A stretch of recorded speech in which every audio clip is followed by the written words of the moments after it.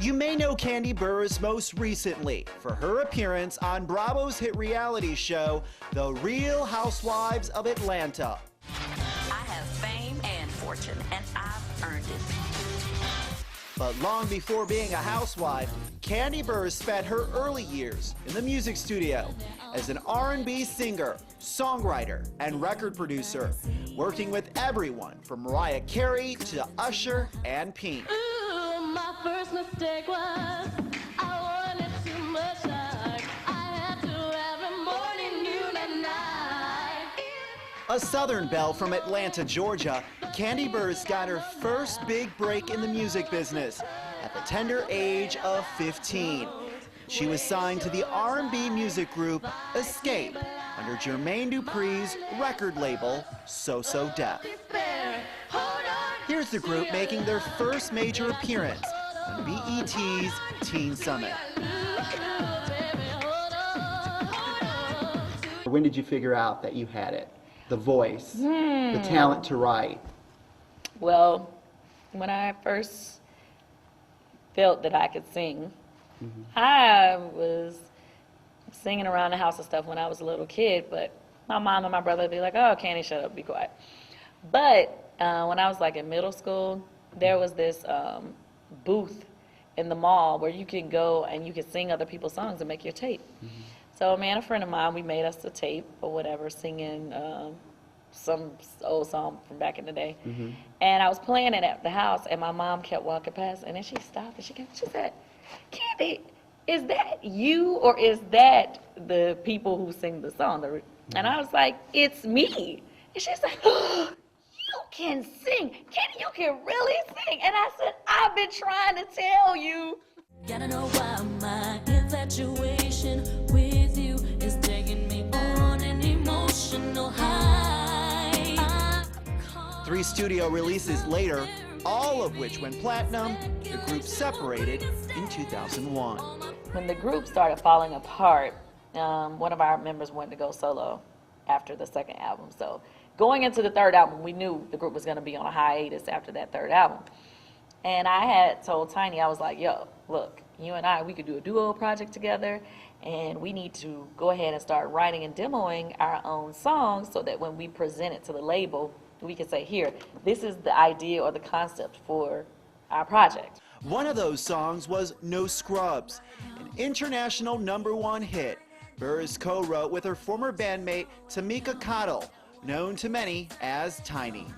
It became an instant hit for the R&B girl group TLC after landing into the hands of music mogul L.A. Reid. The single, which remained in the top 10 of Billboard's charts for 17 consecutive weeks, earned a Grammy Award and a Grammy nomination for Record of the Year. Yeah, we didn't know it was going to blow up, but Yeah. I'm glad that it did because it opened the doorway for me to just, write for a lot of people. Her songwriting success, Kandi says, had executives calling. She later went on to write Destiny Child's #1 hit songs, Bills, Bills, Bills, and Bugaboo. What is the creative process like for you? Well, for me, I'm a concept person. I can come up with a million melodies to the same track, but if I don't know what I want to talk about, then it's like, okay, whatever. But so I always try to come up with great concepts for records, or what is something that everybody can relate to. So that's why I end up using my own relationships as research, because we all go through the same things. So And that's what people can relate to, too. right, and so sometimes I make fun of myself in my own situations, and it makes for a good song. But I just feel like if you have a strong concept and a great melody, the hook obviously has to be catchy, and you're good. So what are you doing? Are you riding like at 3 a.m. in the morning? What is Kandi doing? Are you waking up, going and sitting down, having breakfast and writing? No, well, it depends. At one point, I used to treat it like a job. I had built a studio at my house, and I had the engineer come 5 days a week, and I'd be in there writing. But my best creative times is when I'm riding in the car and I'm just listening to tracks that people give me, and I come up with the best songs while I'm driving.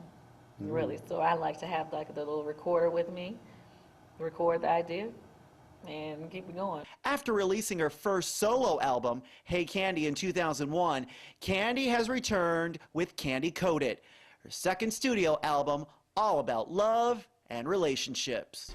My latest album, Kandi Coded, is a real R&B. I decided to do that because I just kind of wanted to take it back to the roots of where I started with the group Escape. We were a real R&B group, and I just wanted to go back to that because I feel that for a while R&B music had kind of died down a little bit. It was mostly about hip hop and pop and that Euro sound or whatever, so I just wanted to do something different. Ladies, if your man ain't putting in work no more. But I feel like the album itself is really, it takes you on a train ride through a relationship. You know, when you first meet the person, y'all first start kicking it, you like them or whatever. Next thing you know, y'all deep, serious with songs like I Just Know You're Thinking About Marrying That Person. And then, you know, Feel My Pain, you know, you piss you off, y'all break up, you know what I mean? So I think it takes you through every level of a relationship, the good, the bad, and the ugly.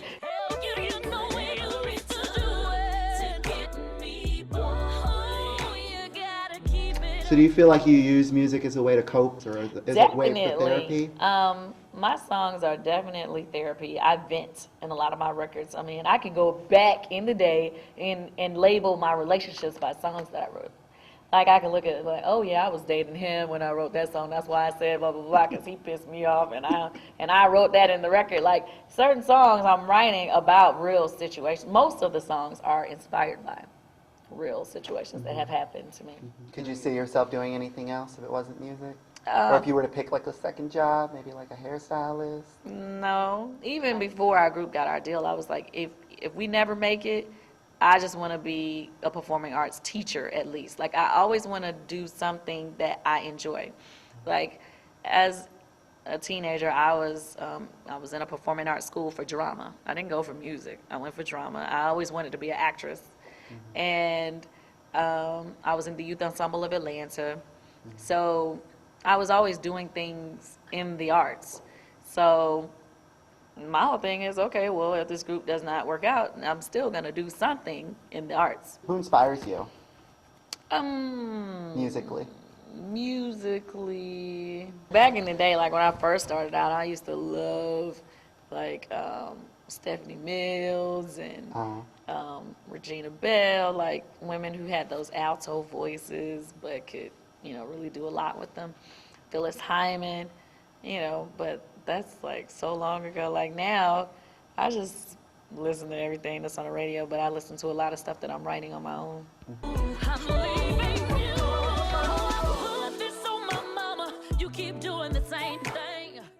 You were born in the South, in Atlanta. Do you think there are any stereotypes about Southern artists? Not as much anymore. I think there used to be, but as far as like in the hip hop and R&B and pop world, like, to be honest with you, most of the hit making songwriters are here or from here. Like, if you go to the ASCAP, you know, BMI awards or whatever, like majority of the time, the songwriter of the year or the whoever is getting most of the awards, they're writers or producers that live right here in Atlanta or have at least one home in Atlanta. So I don't think that people really realize that it's such a music mecca. Most rewarding moment of your career? Ooh, the songwriter of the year. Was that from the? Yeah, you were the first African American. Yes. Female, right? Oh yeah. Well, I was the first woman, period, to ever get it for the ASCAP Yeah. Rhythm and Soul Awards. But I mean, I guess that would make me the first African American woman to get a ASCAP songwriter of the year. But it didn't hit me how big of a deal it was until I actually got to the awards, because the lady who was the head of ASCAP at the time, she was like, "Do you realize, like, this is a big deal, like, you're the first woman?" And I'm like, really? Because I'm thinking, like, it had to be somebody, because I'm thinking all those hits that Diane Warren had written for people, even though it was for the Rhythm and Soul, because she's written hits for, you know, the urban artists as well. So I'm like, you know, I was trying to think of what other women you know, have written hits for people. And I was like, wow.